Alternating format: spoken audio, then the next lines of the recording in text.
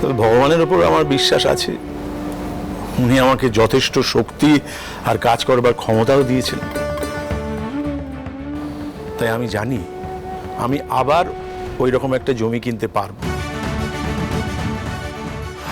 শুনছো, তোমার বড় মেয়েকে আসতে বলেছি, ও আসবে বললো। তার আগে চলো জল খাবারটা নাববে গলা দিয়ে খাবার? আমার তো নাববে না। কোনোদিন নিজের আখের গোছায়নি। হরিশ্চন্দ্র সেজে সংসারে টাকা দিয়ে গেছি, সংসার খরচের টাকা। বউ বাচ্চা নিয়ে আলাদা হয়ে যায়নি, কিন্তু ভেবেছিলাম সবাই মিলে একসঙ্গে ওই জমিটায় থাকবো। আজ বাবার কল্যাণে সব শেষ, সব শেষ।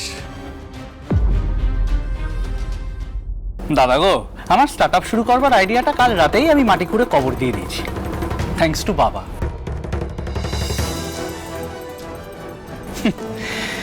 বিজনেস খাড়া করবার অকাত আর আমার নেই, আর সেজন্য শ্রীনিবাস ওকে স্যালিউট, বিগ স্যালিউট।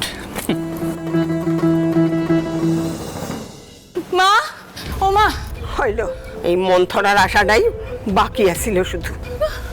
তুমি না এক গ্লাস ঠান্ডা জল খাওয়া তো।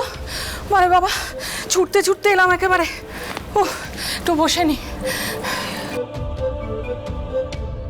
মা, আমি তো ভেবেছিলাম খারাপ সময় জমিটা আমাদের চোখের ধন হয়ে দাঁড়াবে, কিন্তু সেই চোখের ধন তো জমের ধন হয়ে দাঁড়ালো গো।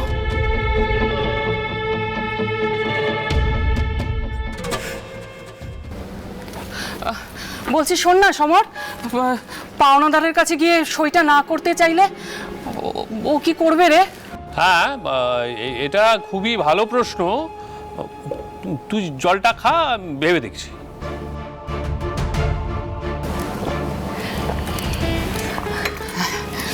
বাবারে সমর, শান্তনু, মঞ্জু, তোমরা ভালো করে আমার কথাগুলো শুনে নাও। দিনের পর দিন মাথার ঘাম পায়ে ফেলে ওই জমিটা আমি কিনেছিলাম। আমি আবার ওই জমিটা আমিই হারিয়েছি। তবে ভগবানের উপর আমার বিশ্বাস আছে, উনি আমাকে যথেষ্ট শক্তি আর কাজ করবার ক্ষমতাও দিয়েছেন। তাই আমি জানি আমি আবার ওই রকম একটা জমি কিনতে পারবো। হ্যাঁ, কয়েকটা বছর সময় লাগবে, কিন্তু পারবো। দরকার পড়লে রিটায়ারমেন্টের পর কাজ করব। তাই ওই জমিটা নিয়ে তোমাদের মাথা না ঘামালেও চলবে। আর ওই বিদ্রুপ করে টোন কেটে কথাগুলো না বললেও চলবে। সবচেয়ে বড় কথা, ওই জমির ব্যাপারে কোনো কথা বলবার অধিকার তোমাদের কারণ নেই।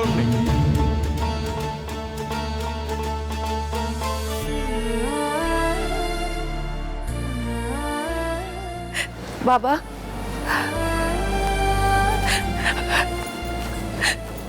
বাবা এই সব কিছুর জন্য দায়ী একমাত্র আমি। পারলে আমাকে ক্ষমা করে দিও বাবা। আবার দ্বিতীয়বার যেন তোর মুখে এই কথাটা না শুনি।